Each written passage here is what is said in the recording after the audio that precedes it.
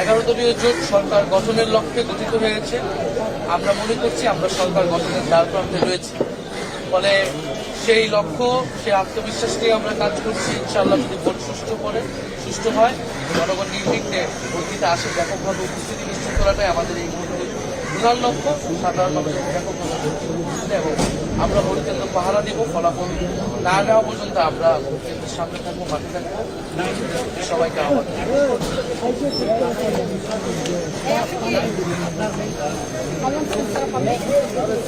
অবশ্যই আমরা জনরায়কে মেনে নিব। নির্বাচন সুষ্ঠু হলে, আমি গতকাল রাতেও বলেছি, এখানে নির্বাচন সুষ্ঠু হওয়ার অনেকগুলো ক্রাইটেরিয়া রয়েছে। আমি বললাম, আরেক দল বললো, তার মুখের কথা সুষ্ঠু বা নির্বাচন ভুলদুল হয়ে যাবে না।